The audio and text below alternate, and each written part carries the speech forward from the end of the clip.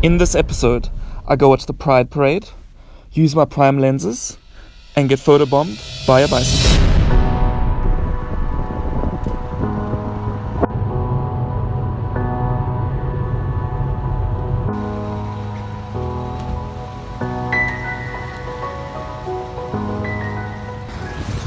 And good morning from the airport in Stockholm. So I just got dropped off in a Tesla cab, so that's way more than I'd bargained for, and what a pleasant surprise and a great start to the day. So you don't see that very often. And now it's time to head in the airport and jump on a plane back to London. Can't wait to be home, and yeah, let's get this journey underway. I've been traveling to Sweden pretty much every week for the past few months, and it's been quite exhausting, to be honest. Obviously great to always have a change of scenery, sometimes get to see Stockholm, sometimes get to be back home in London. But I think this project's slowly coming to an end, and I'm happy to finally start settling back down to London. So yeah, let's head inside the airport and get this journey underway.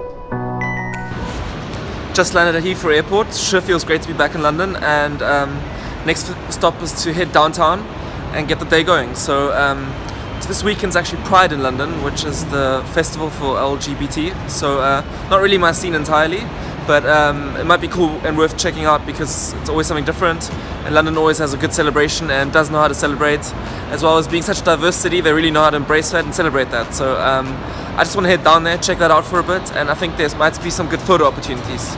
So those caught my interest, so gonna head home, grab the camera, get back out in the streets and see what we can make happen. Let's go.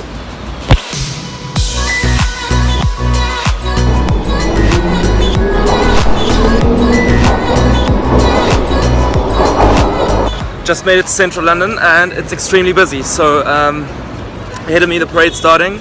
I don't think I'll be able to do much talking and explaining during the crowds, but I don't think that's needed either, because I think the best way to showcase this is to go into some cinematics, do some B-roll, and show you guys what this parade's all about. So let's head over there and let's see what this extravaganza is all about. I need you right away.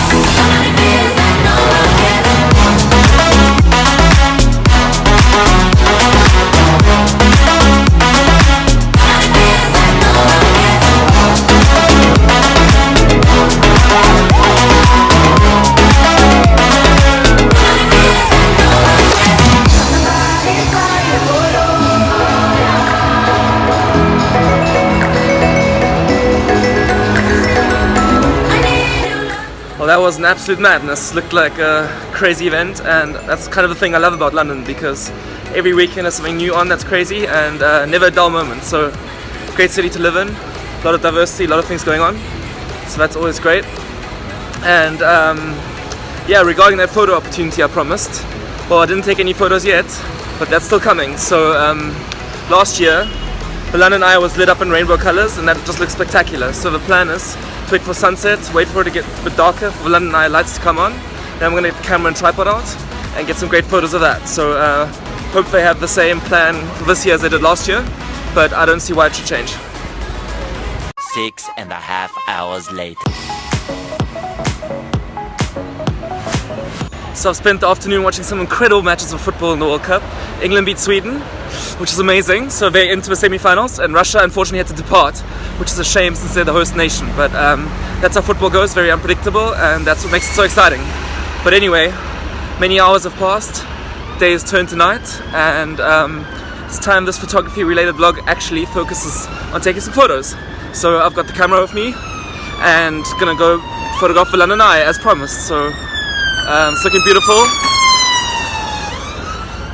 rainbow colors, and let's go and make this happen. So there's a couple of angles I had in mind for this, and I'm gonna walk around the London Eye and set up shop with my tripod at various points to get some different angles and get some different feels on these photos. So just approaching spot number 1, and I'll talk you through that in a second. So the London Eye keeps changing color, and that makes it extremely difficult to photograph, because if you want to get individual colors at one point in time, you need a very high shutter speed, and with it being night, a high shutter speed makes it very difficult to get a decent exposure. So I'll show you how I've overcome that. So I'm using the fastest prime lens I have available to me, and that's the 1.4 85 by Zeiss. And to get as much light in as possible at night, I've set the aperture to f1.4, and to get the lights constant, I've had to use a shutter speed of 1/20th of a second. And in order to compensate for all of this, I had to bump the ISO to ISO 800. So yeah, that made for challenging conditions, but here's the final result.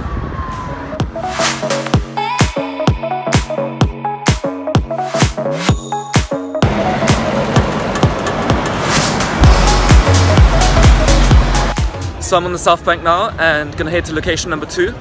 This time around I thought, why not walk behind the London Eye and use the wide angle lens instead of a telephoto lens I just used. Get a different angle and different feel for the photo entirely. So yeah, gonna experiment around with that and see if we can get a different shot to the one we just took.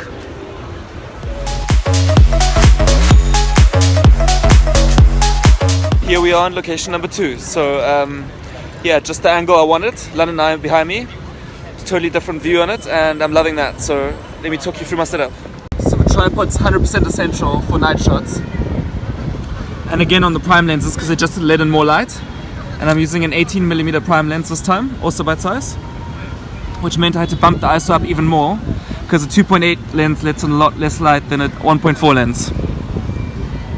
And anyway, so I guess the angle I'm going for is pretty obvious. That's the subject, and here's the final result.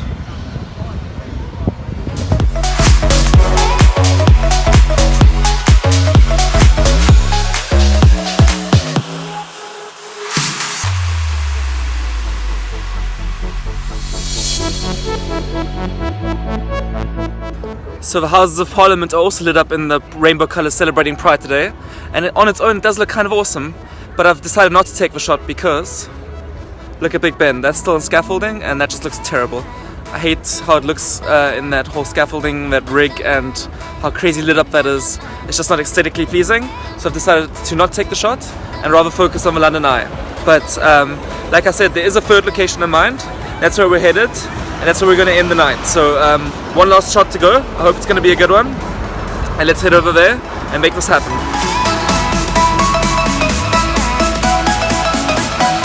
And this is the final location for today. So we're opposite side of a river to the London Eye, and we're kind of facing it head on. But what's so great about the shot is these phone boxes right here. So I love how it gives you that quintessential London feel with both landmarks, these telephone boxes as well as the London Eye. So I've set up shop here, and let me talk you through my shot. So for the third location for today, I'm using the third different lens for today, and this time around the best lens for this composition is the 35mm prime. Again, this one opens up all the way to f1.4, which is perfect to get the flickering lights captured with a high shutter speed to get the colorful segments in the London Eye. And as my foreground element, like I said, obviously the phone boxes. And yeah, I don't have a lot to say about the shot, but hope to get your opinion on it though. So here it is. I'd love to hear your thoughts in the comments below.